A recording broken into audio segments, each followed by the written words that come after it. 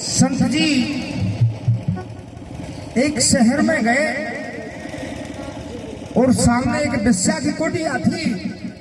साध संग जी उसी घर के सामने ही महात्मा जी ने समाधि को लगा लिया। अब उस वेश्या के यहां तो आना जाना था, लेकिन महात्मा जी की नेत्र बंद थे। साध संग जी समय की बात 2-4 कहा जाता है उस समय पे कि 6 वर्ष 12 वर्ष तपस्या करते थे, लेकिन तपस्या पूर्ण हुई तो महात्मा जी के नेत्र खुले। जैसे नेत्र खुलते हैं, साध संग जी पशु पंछी हैं, वैसे वासना में लिप्त थे, उनकी निगाह उन पर पड़ी तो महात्मा जी को कोई काम क्रोध सताने लगा। साथ संग ऐसी काम वासना स्थान लगी कि अब मैं क्या करूं, कहां जाऊं। तलाश किया, उस वेश्या के घर पहुंचे। महात्मा जी ने कहा कि मुझे आपसे मिलना है। तो उस वेश्या ने, वो भी सत्य की आत्मा थी, साध संग जी ध्यान से सुनना है आपको। उसने कहा कि महात्मा जी मैं इस समय तो आपसे नहीं मिल सकती हूं, लेकिन मैं सुबह आपसे जरूर मुलाकात कर सकती हूं।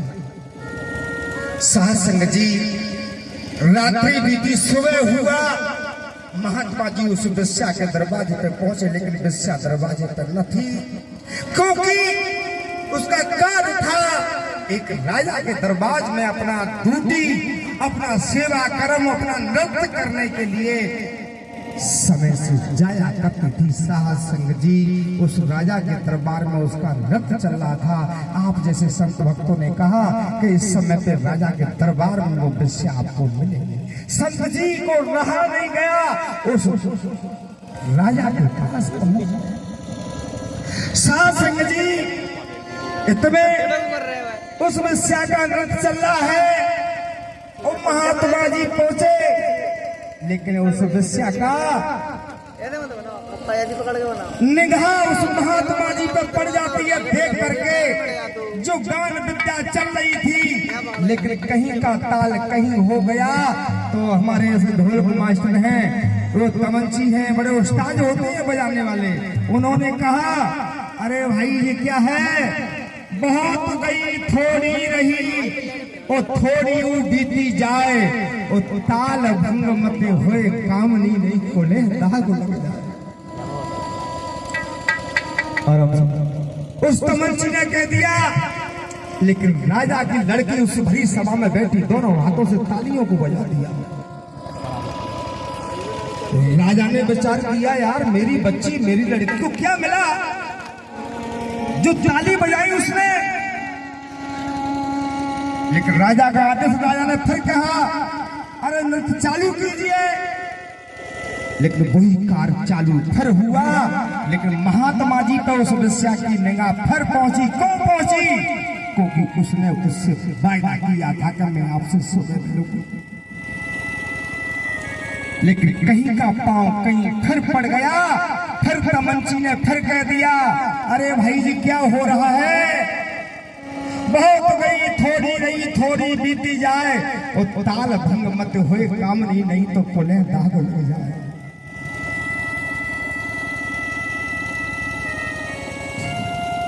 उसका राजा का लड़का था, ताली बजा दी उसने। राजा बड़ा बेचैन हो गया कि यार मेरी बेटी ने भी ताली बजाई, मेरे बेटा ने भी ताली बजा दी, ये क्या नाटक चल रहा है, मेरी कोई पल्ले बात नहीं पड़ रही। लेकिन राजा ने फिर भी कहा कि उस नृत्य को चालू कीजिए। चालू किया, तब तीसरी बार चालू किया साध संग जी, लेकिन वो कहीं की पांव कहीं पड़ गया, तो उस तमंची ने फिर भी कह दिया कि ताल भंग मत होए कामनी जी कुल में दाग लग। उसने तो अपने माध्यम से कह दिया कि सत्संग के माध्यम से ये कुल में दाग लग रहा है, तो क्या कर रही है विषया। लेकिन साध संगत जी उस समय पर संत जी ने तालियों को बजा दिया, लेकिन राजा ने कहा कि जी क्या हो रहा है, मेरे कोई पल्ले नहीं पड़ रहा। राजा गद्दी पे बैठा, अपनी बच्ची को बुलाया कि बेटी तूने ताली कौन बजाई। कोई भरी सभा में किसी ने तालियों को नहीं बजाया। तो साहब संगत जी वो बेटी के शब्द हैं, वो बहन के शब्द हैं। उस बहन ने जवाब दिया, पिताजी इस तमंची ने मेरे दिल की आंखें खोल दी कि क्यों कि आज रात आधी पर 12 ठीक बजे पर मैं किसी दोस्त के साथ में भजने वाली थी, लेकिन तमंची ने मेरी आंखें खोल दी कि ताल भंग मत होए कामनी नहीं कुल्हे दाग लग जाए। पिताजी मैं भजने वाली थी, लेकिन मैं आपके कुल में दाग लगाने वाली नहीं पिताजी, इसलिए इसने मेरी आंख को खोल दिया। राजा ने अपने पुत्र से भी कहा कि बेटा तूने तालियों को क्यों बजाया। समय तो हो रहा है लेकिन बात अच्छी है महाराज, इसलिए कह रहा हूं। पिताजी ने अपने बेटा से कहा, बेटा तेरे को क्या मिला था। पिताजी से बेटा कहता है कि राजा साहब पिताजी आज मैं ठीक अर्धरात्रि के समय पर तुम्हारा कत्ल करने वाला था, क्योंकि राजगद्दी के आप मालिक हो, प्रजा को आप चला रहे हो, कुछ ही कलप आपके साथ में है, मेरे पास तो कुछ भी नहीं है, इसलिए मैं तुमको आज रात्रि में मारने वाला था, लेकिन जब तमंची ने मेरी आंखों को खोल दिया, कुल में दाग लग रहा है। साध संगत जी महात्मा जी से राजा ने कहा कि आपको क्या मिला। महात्मा जी के शब्द थे। साध संगत जी महात्मा जी कहते हैं, राजा साहब इस तमंची ने मेरी भी आंखें खोल दी, मैं भी एक विषय वासना की ओर दौड़ रहा था, लेकिन संत पद्धति में कुल में दाग लग रहा था, लेकिन तमंची ने मेरी आंखें खोल दिया। हे प्रभु परमात्मा, मैं जीवन में जब तक मेरे प्राण रहेंगे तब तक न मैं कोई गलत कार्य नहीं कर सकता। राजा साहब इस तमंची ने आज हमको आपको जगा दिया, लेकिन साध संगत जी और राजा ने बेटी से कहा, बेटी किससे प्यार करती हो, उस लड़के को बुलाइए। राजा ने धूम धमाके से उस लड़के के साथ में उसका विवाह किया। लड़के से कहा कि बेटा तू मुझे को मारना चाहता था, ये पकड़ कुली कुछ ही गलत एक घर परिवार आप समझ लिए, मैं भी संसार छोड़ करके मैं भी जा रहा हूँ संसार में, कहीं कोई मेरा आवा है। तो राजा भी छोड़ करके अपने बेटा बेटियों को, अपने तन की पत्नी को महात्मा जी के साथ में वन जंगल झाड़ियों में तपस्या करने के लिए, नारायण हरि की भक्ति करने के लिए चला गया। साध संगत जी जीवन में कहीं कुछ भी नहीं है, आप चाहे बेटा की भक्ति करो, चाहे बेटी की भक्ति करो, पत्नी की करो, किसी की करो, कहीं कुछ मिलने वाला नहीं। यदि आपने नारायण हरि की भक्ति को कर लिया तो ये भक्त है, भरोसा है कि आपका जीवन में बहुत से बेड़ा पार होने में देर नहीं होगी। लेकिन समय हो रहा है, इसलिए मैं आपके चरणों में चित्त लगाते हुए भजन को रखते हैं।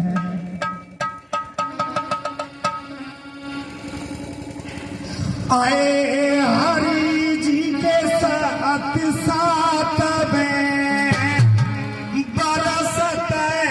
सुमन गुलाबी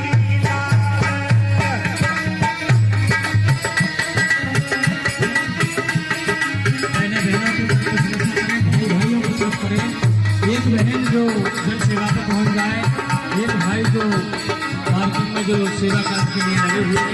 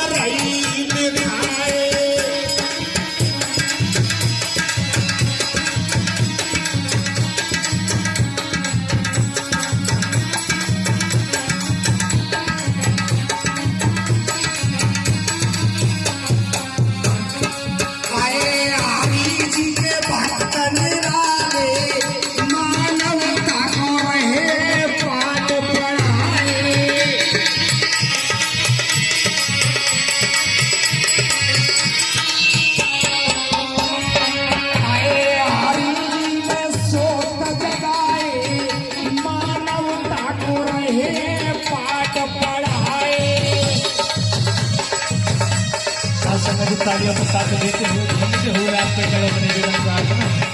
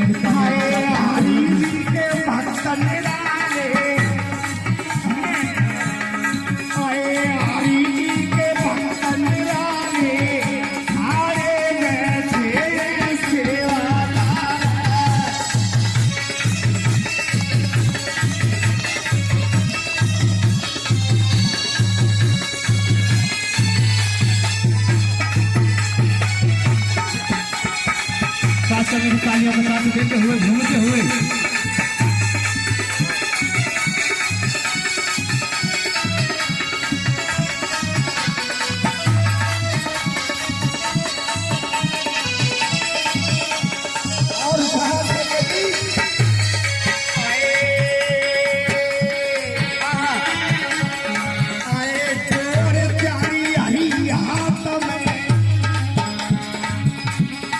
आए चोर प्यारी हरी हाथ में